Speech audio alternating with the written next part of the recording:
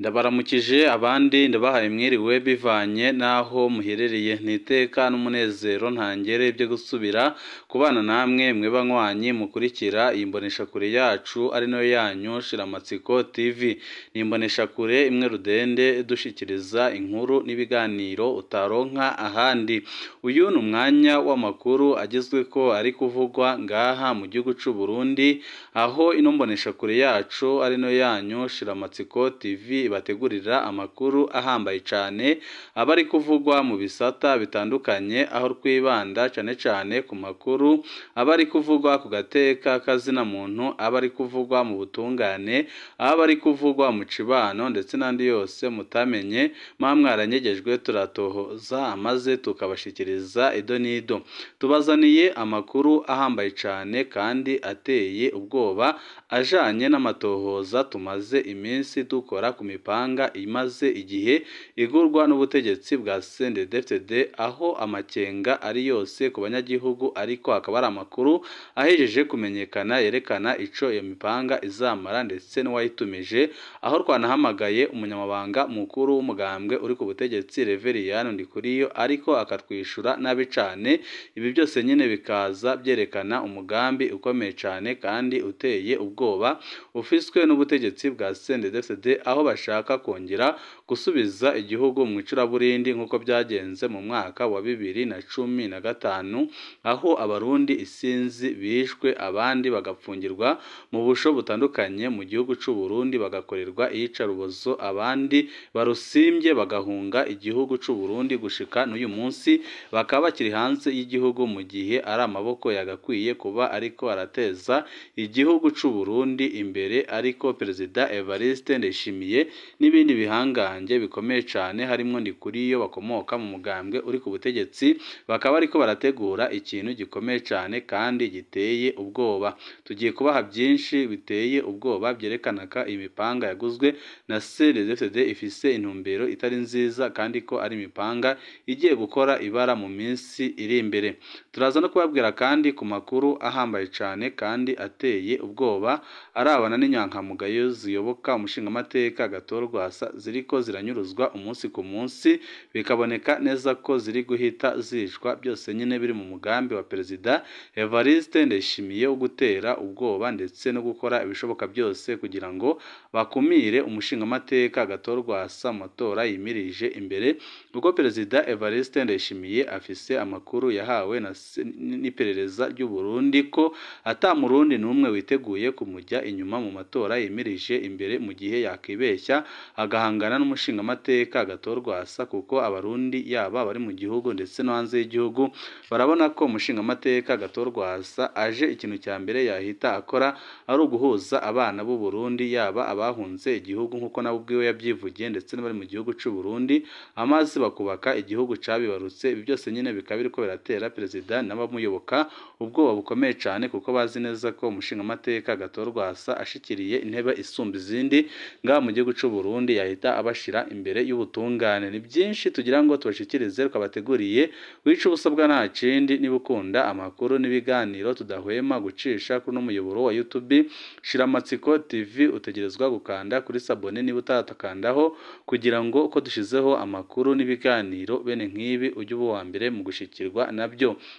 Imipanga yuzuye kontineri 4 yazanywe mu Burundi gukora iki? Imipanga yuzuye kontineri 4 yazanywe mu Burundi gukora iki? Hari amakuru ahambaye cyane kandi yerekana ko Reveriyano Ndikuriyo afise icyo agamije ndetse n'umukuru w'igihugu c'u Burundi.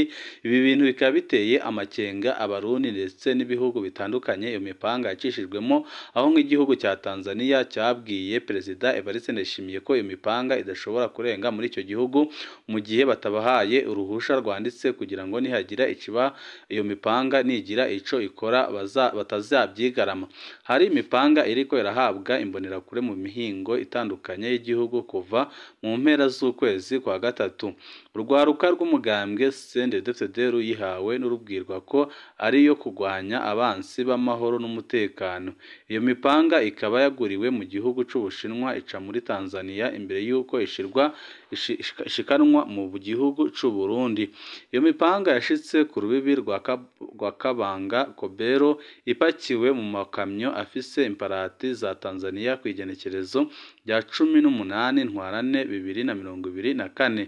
Kugira ayo makamyo yemererwe kurengana hari byinshi byabaye kandi biteye ubwoba byerekana ko n'abategetsi bato bato bo ku rwego rwo hasi bafitiye amakenga iyo mipanga, kandi bikaba ari ibintu byerekana neza ko byanze bikunze CNDD-FDD iriko irategura ikintu gikomeye cyane kandi giteye ubwoba. Iyo mipanga yashitse ku rubibi rwa Kabanga Kobero ipakiwe mu makamyo afise imparati za Tanzania kw'igenekerezo rya 18 Ntwarante mu mwaka wa 2024. Kugira aya makamyo yemererwe kwinjira mu Burundi byaragoranye kubera ko abari barongoye urwo rugendo banse kwereka abakozi b'ikigo bari ibiranga iyo mizigo yari ipakiwe mu makamyo, banka no guharurirwa amatagisi. Ibyo bita ko banze nyine kwerekana ibyo bariko barakora. Basigura ko abategetsi bo hejuru aribo batumye ko ibyari muri ayo makamyo, ko rero atawurekuriwe kubisuzuma bidashitse ku kivuko ca Bujumbura. Amaze iminsi 3 aho ku rubibi ayo makamyo aho ku rubibi rwa Tanzania n'u Burundi, ayo makamyo yahavuye yemererwa kubandanya urugendo. Hari isaha 8 zirenga mu ijoro ry'uwa 21 Ntwarante 2021 aho igipolisi c'Imuyinga cahabwa itegeko ryo guhayaherekeza. Ariko amasoko y'itorokanirizo ry'Amakuru Remanda avuga ko ayo makamyo yarimwo imipanga mishasha atabaye akija Ibijumbura, ahubwo ko yaciye abandaniriza mu ntara ya Makamba. Bamwe mu barongoye abandi mu kigo cegeranya amakori n'amatagisi ya leta bari mu ntara ya Muyinga bararengukijwe mu rwego rw'iperereza bagirizwa guhungabanya ibikorwa bya leta. Iyo mipanga iriko ihabwa imbonerakure. Ku munsi wa mbere igenekerezo rya mbere Ndamukiza 2024, imbonerakure zo mu ntara ya Bujumbura yaguye nizo zari ziramukiwe guhabwa iyo mipanga. Ni ukuvuga ko uwo munsi iyo mipanga yahawe urwaruka rumwe rw'umugambwe CNDD-FDD rwo mu gisagara ca Bujumbura mu ntara c'Ibitoki mu ntara ya Bubanza mu gice c'intara ya Bujumbura bita Rirare hamwe no mu gice c'intara ya Rumonge. Ibyo bice bikaba ari byo bigize intara ya Bujumbura nshasha hisunzwe itegeko rishasha rigenga indinganizo nshasha y'intara, amakomine, amazone, imitumba n'amakaritsiye. Imbonerakure irongoye izindi muri zone niyo umugambwe CNDD wahaye igikorwa cyo gutanga iyo mipanga hisunzwe uburinganire bwa zone hamwe n'ubukerebutsi bw'imbonerakure zihaba. Tumubajije ico uwarongoye muri zone yababwiye bazokoresha iyo mipanga, umwe mu mbonerakure zahawe iyo mipanga yatubwiye ati ni imipanga yo kwivuna umwansi. Muri no minsi abansi b'amahoro n'umutekano ni benshi mu gihugu. Amasoko y'itorokanirizo ry'Amakuru Remanda avuga ko iyo mipanga mishasha ari ubwoko bubiri. Harimwo imipanga imenyerewe ifise ubugi ku ruhande rumwe, hari n'iyindi yo mu bundi bwoko ifise ubugi ku ruhande rwo hepfo igaca imena nk'umusumeno ku ruhande rwo hejuru. Tanzania yaragize amakenga kuri iyo mipanga kandi ivuga ko ubutegetsi bwa CNDD-FDD bushobora kuba bugiye gukora amabi akomeye cyane. Kw'igenekerezo rya 26/0 mu mwaka wa 2024 niho leta ya Tanzania yatanga uruhusha rwo kujana mu Burundi iyo mipanga yari yavuye mu Bushinwa iguzwe na Fondation Pax Burundi, ishirahamwe rirongowe n'umunyamabanga mukuru w'umugambwe CNDD-FDD Reveriyano Ndikuriyo. Amasoko yacu amenyesha ko imbere yaho leta ya Tanzania yari yabwiye abari bajejwe gukurikirana urugendo rw'iyo mipanga harimwo abo bita ko nyine bari bashunze iyo mipanga ko idashobora kwemera ko ibandanya mu Burundi hatabonetse uruhusha rudasanzwe ruvuye muri leta y'u Burundi. Abategetsi ba Tanzania basiguye ko iyo mipanga atari ibidandazwa bisanzwe kuko ari ibigwanisho kandi ari myinshi. umukuru w'igihugu c'u Burundi Evariste Ndayishimiye ubwiwe ngo niwe yahavuye aterefona umwe mu bategetsi ba Tanzania amusaba ko boreka iyo mipanga ikabandanya mugabo aramwankira amusigurira ko ategerezwa kurungika uruhusha rwanditse kugira ngo nihaba ingorane itewe niyo mipanga leta y'u Burundi ntizabigarame. Amasoko yacu amenyesha ko leta y'u Burundi yahavuye irungika urwo ruhusha bise autorisation spéciale. Amasoko yacu avuga kandi ko ubwa mbere abatumye ko iyo mipanga bari bipfuje ko ica mu kiyaga Tanganyika kugira ngo ntisuzumwe kenshi ariko mu nyuma bahitamwo kuyizana n'imiduga kubera ingorane y'amazi y'ikiyaga Tanganyika amaze igihe yararenze inkombe agahungabanya cane ibikorwa no ku kivuko c'i Bujumbura. Imyiteguro yose irangiye niho rero iyo miduga ipakiye imipanga yahavuye ifata inzira igana ku rubibi rwa Kabanga Kobero ihashika kuri rirya genekerezo rya 18 Ntwarante mu mwaka wa 2024. Twagerageje guhamagara umuvugizi wa leta ya Tanzania Muhol Matinyi kugira tumubaze ibijanye n'iyo mipanga ariko ntawitavye telefoni yiwe ngendanwa. Tumaze kumubwira ibijanye n'imipanga iheruka kwinjira mu Burundi, umuvugizi w'umukuru w'igihugu c'u Burundi Rosine Gatoni yatubwiye kabiri kose twamuhamagaye kuri telefoni ko atatwumva neza. Uruganda rw'itoranakanirizo ry'amakuru Manda rumukorondeye kuri telefone umunyamabanga mukuru w'umugambwe CNDD-FDD we yatubwiye ko turiko dutwarira hejuru.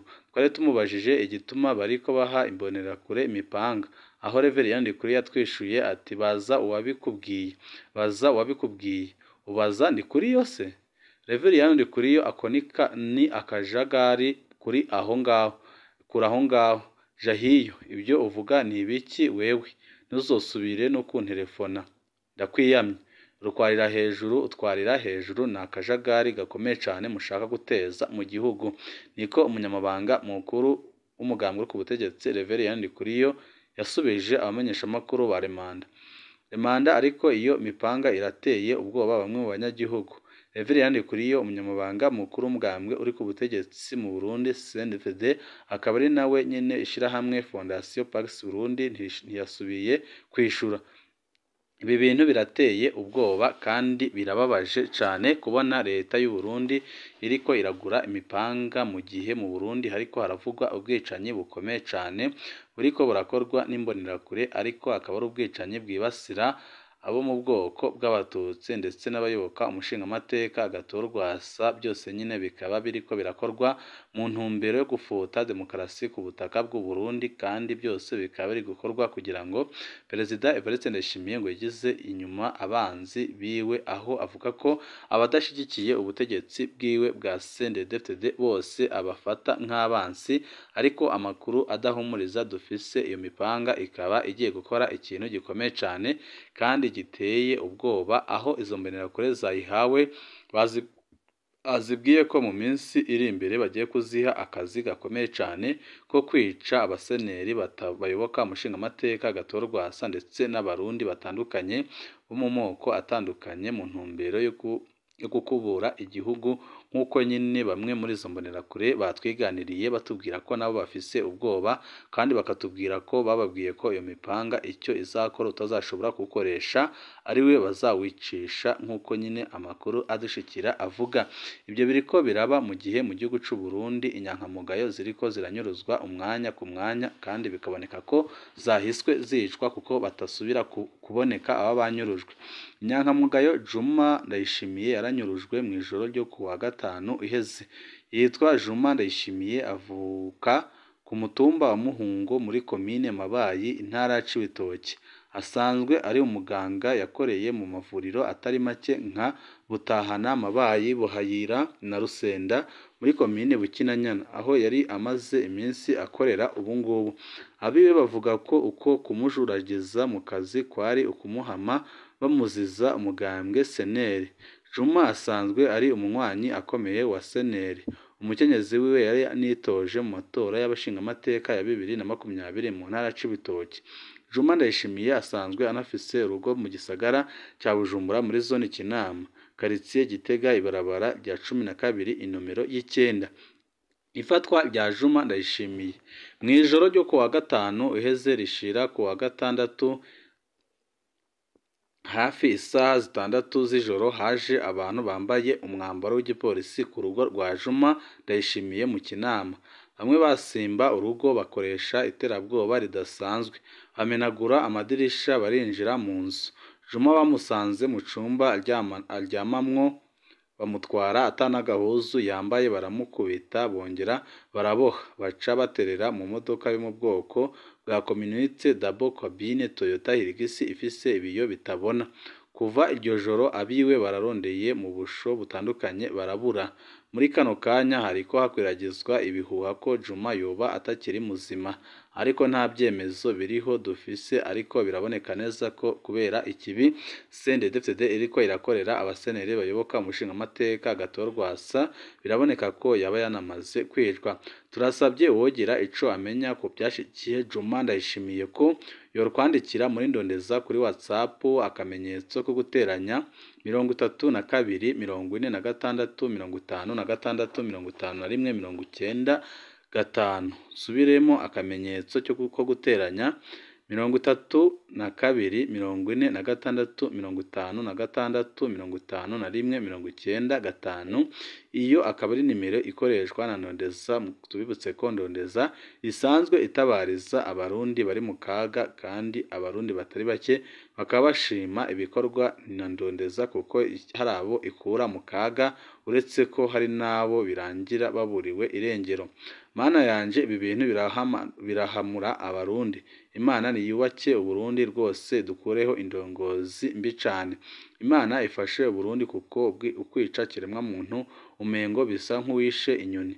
Perezida rwose ariko arakora amakosa akomeye cane, amaraso y'umuntu arahuma, nta muntu yemenye amaraso atazobyishura. Uyu nyine ni abarundi bavuga ko Perezida Evariste Ndayishimiye amaraso ariko aramena rwose azayishura. David Bamporiki Nyankamugayo Gihanga yanyurujwe itariki 21 ukwezi kwa 2 2024 z'ijoro saa z'ijoro atanzwe na Olivier Nahimana arongoye imbonerakure muri komine Gihanga. Uyu nawe n'undi munywanyi rwose wanyurujwe. Undi nawe ati ibintu biriko birakorwa n'ubutegetsi bwa CNDD-FDD birateye ubwoba kandi birababaje, Imana nize idutabare. Ibi byose nyine bikaba biriko biravugwa n'abarundi batandukanye bariko basaba Imana kugira ngo ize ibatabare mu gihe babona neza ko ubutegetsi bwa CNDD-FDD buriko burinjiza igihugu mu manga ikomeye cane.